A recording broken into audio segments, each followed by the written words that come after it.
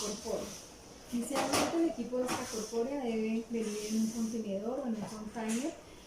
Si tiene 2 compartimentos o un compartimento, depende de la institución en donde estemos trabajando.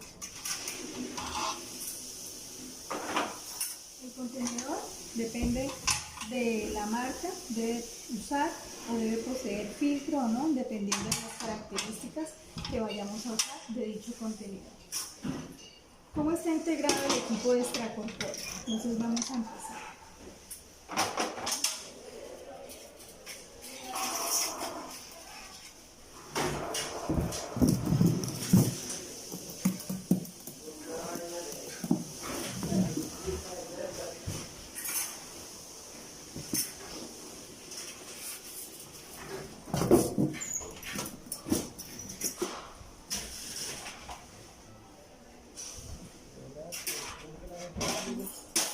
Aquí podemos observar todo lo que tenemos o lo que tiene el equipo extracorpóreo.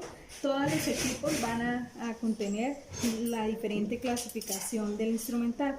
Vamos a iniciar con instrumental de separación, instrumental de aprehensión, instrumental hemostático, instrumental de corte o diéresis, en fin, toda la clasificación del instrumental que ya nos conoce.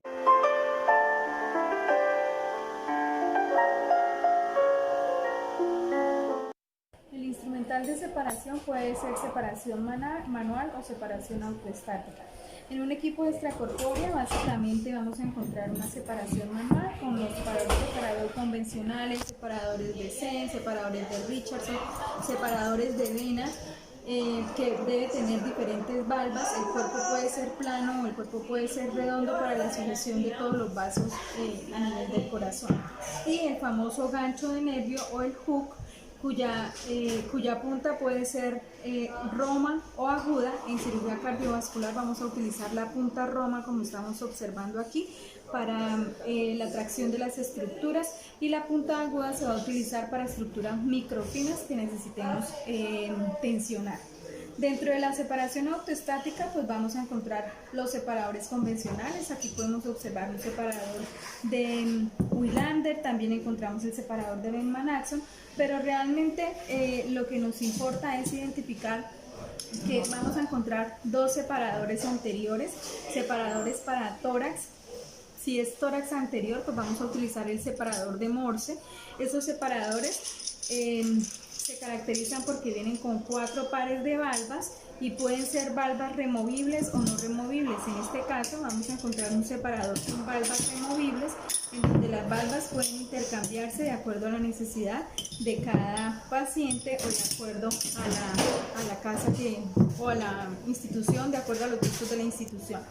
Los separadores para tórax lateral, entonces es el separador de fino quieto o fino cheto, que es un separador que se caracteriza por tener 2 pares de valvas. También pueden venir en diferentes tamaños. En este caso vamos a mostrar todo lo que se va a utilizar en una cirugía cardiovascular de adulto. Para la separación específica del tórax anterior, estos separadores van a hacer una separación perpendicular. Quiere decir que si yo abro me va a dar una separación lineal. En el caso del separador mamario necesitamos hacer una retracción no perpendicular. Quiere decir que voy a abrir el tórax y me debe quedar traccionado de esta manera. Me levanta un extremo y el otro me lo baja para poder hacer la disección de las diferentes estructuras. Cuando adicionamos este separador en rastrillo doble a este separador de fino quieto, me va a permitir la retracción no perpendicular o no lineal de la cavidad torácica, y me va a permitir visualizar todas las estructuras de una sola área. Este es un tipo de separador mamario y el otro tipo de separador mamario. Entonces básicamente va a contener lo mismo. Es un separador autoestático que me va a permitir la colocación directa de los vasos. Las valvas pueden ser largas o pueden ser cortas, y me va a permitir realizar la tracción del tórax de una manera no lineal. Entonces aquí está el tórax y me va a hacer esta separación. Es el separador mamario.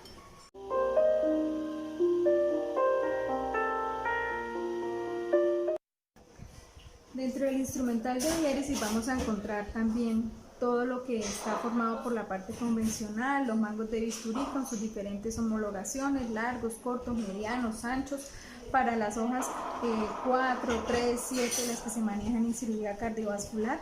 Las tijeras de mayo son unas tijeras de mayo convencional y las tijeras de Metzenbaum van a ser unas tijeras mango doradas, quiere decir que van a estar recubiertas de tuxteno en alguna de sus aleaciones que son convencionales. ¿Qué tenemos que tener en cuenta? Que las tijeras pueden ser mango doradas gruesas, mango doradas finas, mango doradas largas, mango doradas cortas, o simplemente puede ser una tijera microfina de Metzenbaum, como la tijera de Reynolds, que es la que nos va a permitir diferenciar la utilización dependiendo de los vasos que estemos usando. Cuando ya no hablamos de tijeras de Metzenbaum, entonces vamos a hablar de tijeras finas o microfinas, como son las tijeras de pot. Puede ser tijera de pot anterógrada, entonces tijera de pod anterógrada convencional, o microtijera de pod, que se caracteriza por tener una caracterización de ranuras de Castroviejo, y van a ser de 45, de 90 grados, que me permite hacer el corte anterógrado del vaso de estructura fina. A diferencia de la tijera de pod retrógrada, que es una tijera que me va a permitir hacer el corte hacia el lado izquierdo de los vasos. De igual manera puede ser una tijera retrógrada llamada tijera de Dietrich o microtijera de Dietrich, si nosotros vamos a utilizar esta parte como tijera de Dietrich de Castroviejo. Esta es una tijera que nos va a servir para cortar las líneas o las que generalmente se conocen con el nombre de tijeras de yeso. En cirugía cardiovascular la vamos a utilizar para el corte de las líneas de cirugía de circulación extracorpórea. Y el cortalambre, pues es un cortalambre que puede ser con mecanismo de doble acción o de una sola acción. En este caso, como les dije, es un portaagujas, un instrumental cardiovascular con mango dorado y que en su punta va a estar recubierto de tuxteno, y en este caso nos va a servir para el corte del acero quirúrgico en cirugía cardiovascular. Las pinzas de aprehensión pueden ser aprehensión elástica o aprehensión fija. Las pinzas de aprehensión fija, vamos a utilizar las pinzas de Alice convencionales, que son pinzas que se van a utilizar para tomar los tejidos calcificados en cirugía cardiovascular, y las famosas pinzas de Backhaus o las pinzas de campo, cuyo uso ya lo sabemos convencionalmente. Dentro de la aprehensión elástica, entonces vamos a encontrar las pinzas de disección convencionales y las pinzas de disección vasculares estándar y las pinzas de disección vasculares microfinas. Las pinzas de disecciones, las convencionales, unas disecciones con garra, unas disecciones sin garra, pueden ser largas, pueden ser cortas, que ya sabemos que para qué estructura las manejamos.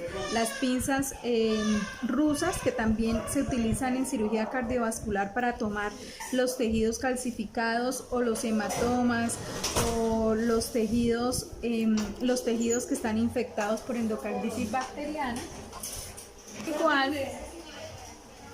Al igual que la pinza de Foster. La pinza de Foster nos va a servir para tomar los tumores cardíacos o los mixomas cardíacos, para retraerlos y para retirar esos sedimentos que tenemos en el corazón.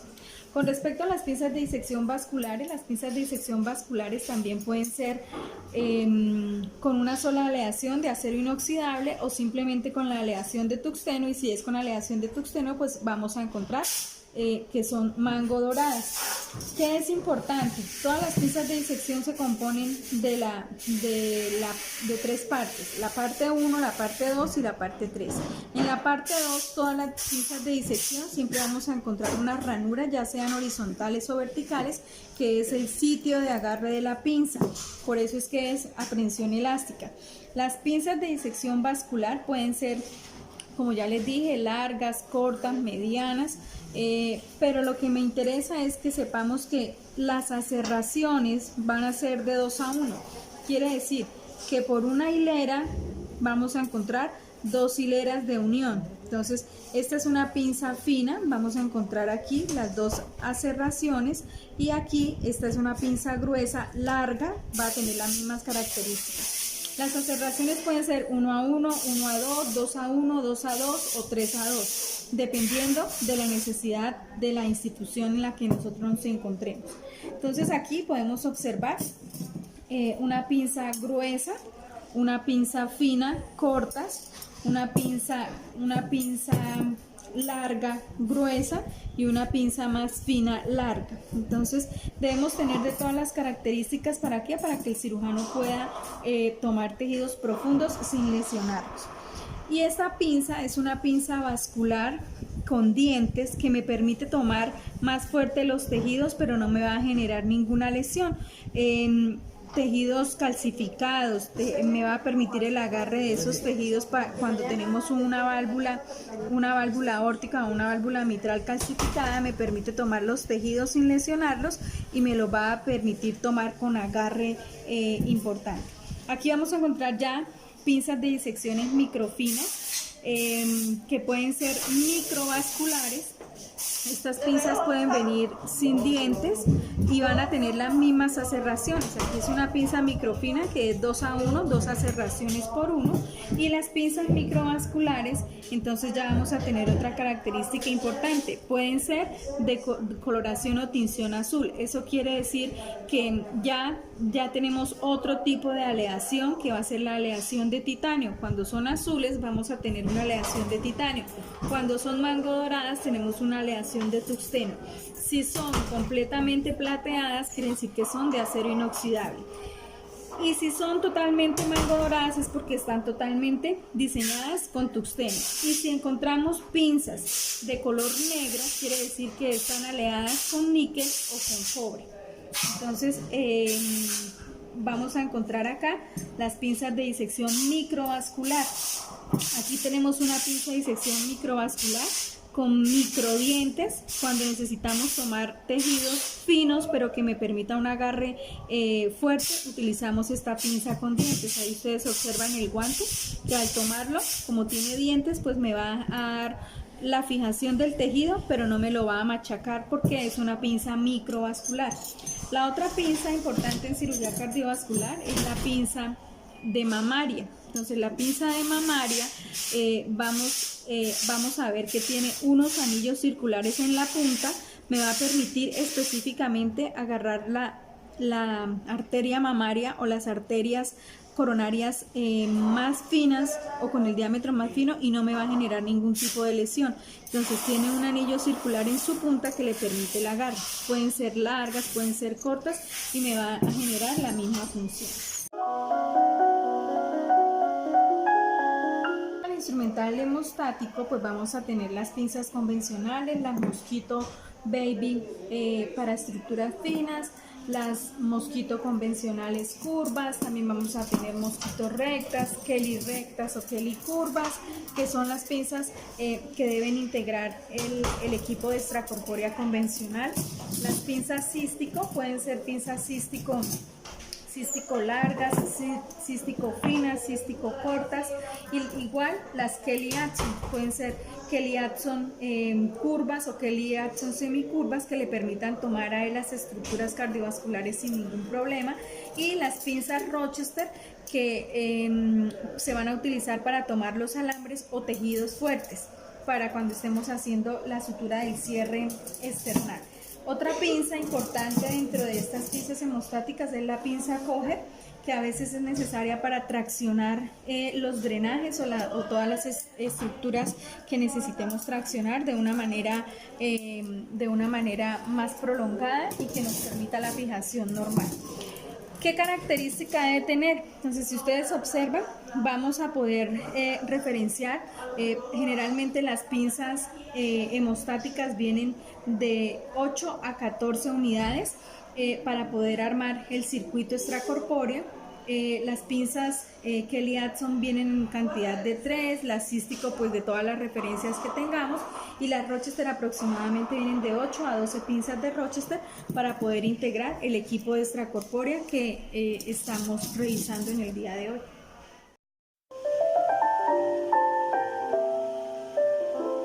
Algo que les quería mostrar es cómo funciona la tijera de Lister, que nos va a servir para cortar líneas gruesas y no me va a dañar la tijera. Entonces tiene las aserraciones adecuadas para permitir el corte adecuado. Para hablar entonces ahora del instrumental de clampeo, que pues son los clamps basculares. El primero que vamos a utilizar, así como tenemos una tijera exclusiva para cortar las líneas, pues también vamos a tener una pinza exclusiva para clampear las líneas.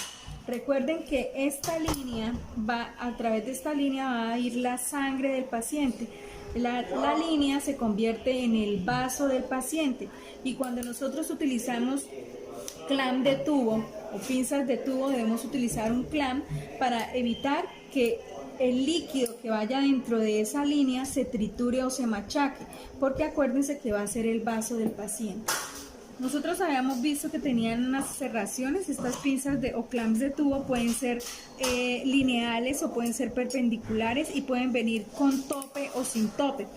En cirugía cardiovascular, en el área quirúrgica las utilizamos sin tope, y en la parte de la máquina de perfusión las utilizamos con tope. Los clamps pueden ser clampeo total o clampeo parcial. Si nosotros tenemos un vaso, que hagamos de cuenta que esto es un vaso, si nosotros hacemos un clampeo total, quiere decir que debemos tener un clamp que me permita un clampeo total. Quiere decir que voy a tener un clamp que me abarque absolutamente toda la estructura circunferencial del vaso. Y cuando hablamos de un clampeo parcial, quiere decir que el clamp puede ser curvo y me va a ocluir una parte del vaso de la estructura circunferencial. Por eso es que se llama o clampeo parcial o clampeo total. Cuando hablamos de las pinzas de aprensión elástica, hablamos de aserraciones 2:1, y que eso era lo que le permitía a la pinza vascular ser una pinza atraumática. Pues los clamps tienen las mismas características. Tenemos 2 hileras de aserraciones para que encajen en una hilera de aserración, para que puedan realizar el clampeo adecuado del vaso y no me vaya a generar ninguna lesión del vaso. Entonces, de acuerdo a su forma, los clamps pueden ser de clampeo total o de clampeo parcial. Si es un clamp semicurvo que me va a permitir el clampeo de todo el vaso, entonces este clamp es semicurvo. Ahí podemos observar las aserraciones. Este es un clamp que me va a permitir este clampeo de todo el vaso, entonces va a ser un clampeo total. Si hablamos de un clampeo parcial, entonces ya vamos a hablar de un clamp de Satinsky o un clamp de Derrash, que se caracterizan, ¿por qué? Porque va a tener 1 y 2 curvaturas, y el otro 1, 2 y 3 curvaturas. Pueden ser largos, pueden ser cortos, pueden ser en cirugía pediátrica vamos a tener toda la referenciación de todas las formas de los clamps, y nos va a permitir hacer la diferenciación de dichos clamps. Este es un clamp semicurvo, y este clamp ya sabemos que por qué tiene diferentes aleaciones. Entonces acuerden que la aleación o la tintura azul o la coloración azul del clamp es porque tiene una aleación especial de titanio. Van a ser clamps más suaves, y que me va a permitir de igual manera. Este es un clamp, aunque es curvo, no es totalmente curvo, me va a permitir un clampeo total.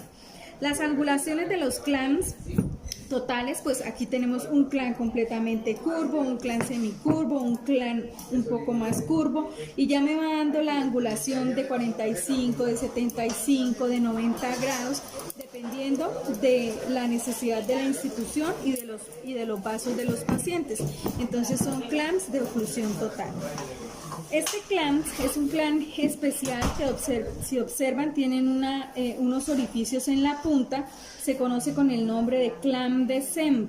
Ese clamp de Senn se utiliza también en cirugía torácica, pero a nivel del bronquio, y se conoce aquí en cirugía cardiovascular clamp de Senn o pinza pasahilos, y como su nombre lo indica, la curvatura del clamp se va a utilizar para referir los vasos y atravesarlos con un pasahilos, con una seda, con un bezel loop, con un lazo quirúrgico, con una cintilla umbilical, y me va a permitir rodear la estructura en toda su circunferencia para poder traccionarla. Finalmente, dentro del instrumental de clampeo vamos a encontrar el instrumental de clampeo, los famosos clamps de bulldog, que pueden ser curvos, pueden ser rectos o pueden ser angulados, de diferentes angulaciones, de 45, de 90, de 60, dependiendo de la necesidad de la institución.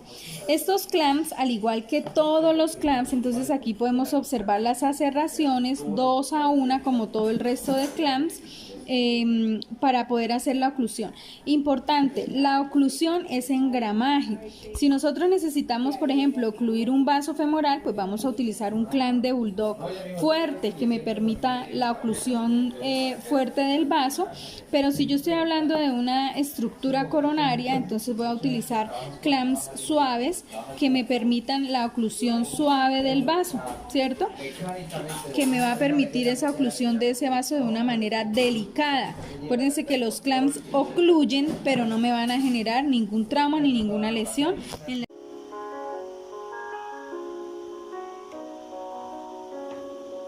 De esta manera hemos conocido todo lo que contiene nuestro equipo de extracorpórea para una cirugía de adulto. No olvidemos que el indicador se debe ubicar en uno de los extremos o en una de las puntas del contenedor si estamos utilizando contenedores rígidos, y ya obtenemos eso.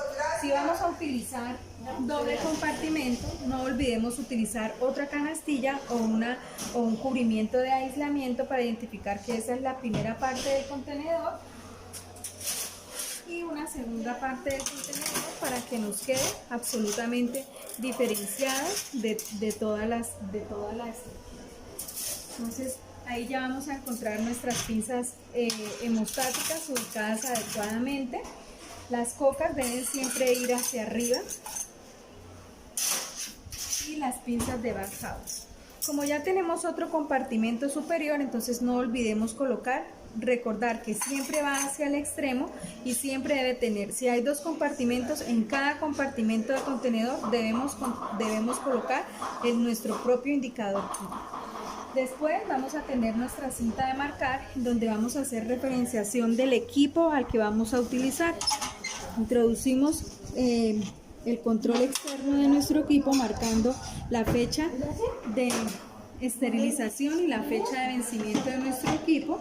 Vamos a cerrar nuestro contenedor y no olvidar colocar los precintos indicados para tal fin. No olviden recordar que en otra próxima ocasión vamos a revisar el instrumental utilizado en una cirugía extracorpórea. Bye.